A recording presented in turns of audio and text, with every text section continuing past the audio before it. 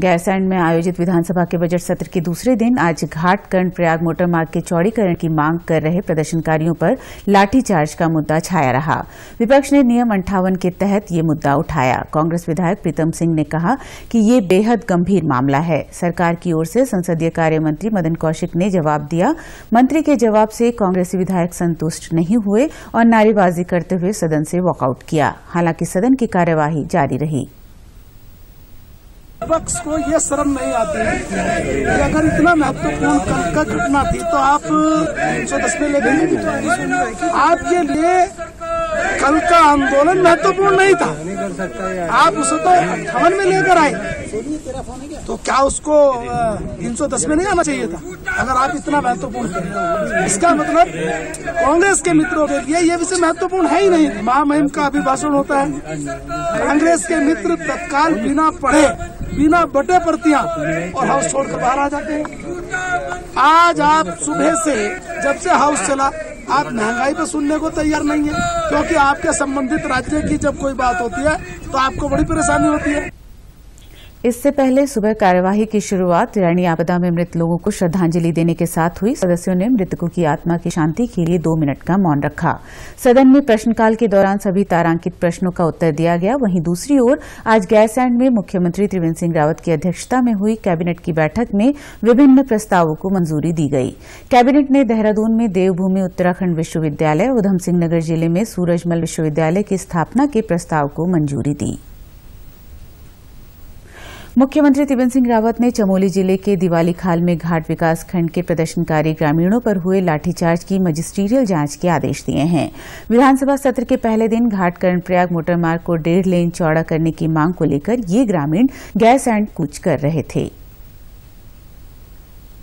देखिए, कल एक घटना हुई है और उस पर हमने कहा कि बड़ी जांच होना चाहिए, क्यों कि जो मीडिया में जो देखने को मिला है और जो रात को जो मुझे खबर दी, मुझे लगा कि इस पर मजिस्ट्रेटी जांच होना चाहिए, ताकि जो भी दोषी है, अगर कोई दोषी है तो उसका भी संज्ञान लिया जाएगा और अगर कोई निर्दोष है तो उस पर कोई कार्रवाई नहीं होना चाहिए। घाट ब्लॉक के आंदोलित ग्रामीणों की मांग के संदर्भ में मुख्यमंत्री ने कहा कि ऐसे सभी ब्लॉक मुख्यालयों जहां कम ट्रैफिक है उसे 1.5 लेन सड़क से जोड़ने की वे पहले ही घोषणा कर चुके हैं। इसके बावजूद कुछ लोग अस्थिरता पैदा करने की कोशिश कर रहे हैं।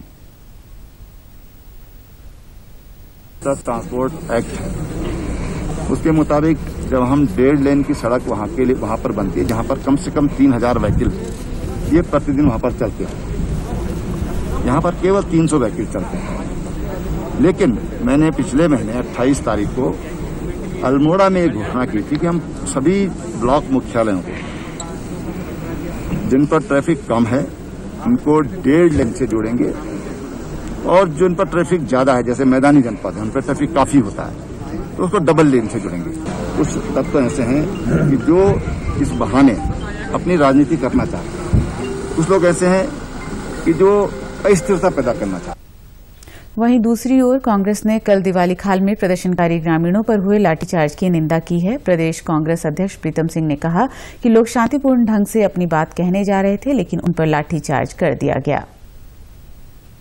जबकि इस मोटर मार्ग के चौड़ीकरण के लिए पूर्व में मुख्यमंत्री द्वारा जो है घोषणा की जा चुकी थी, लेकिन कोई सरकार ने संज्ञान नहीं लिया। कल जब विधानसभा का सत्र प्रारंभ हुआ तो लोग अपनी बात कहने, सरकार का ध्यान आकर्षित करने के लिए धरना देने लगे, लेकिन शांतिपूर्ण तरीके से आंदोलनकारियों पर जिस तरीके से पानी की बौछारें छोड़ी गई, लाठी प्रहार किया गया, जिसमें महिलाएं जो है पूरी तरीके से जो है घायल हुई हैं और हमारे आंदोलनकारी जो थे वो घायल हुए हैं। इसलिए कांग्रेस इसकी कड़े शब्दों में निंदा करती है।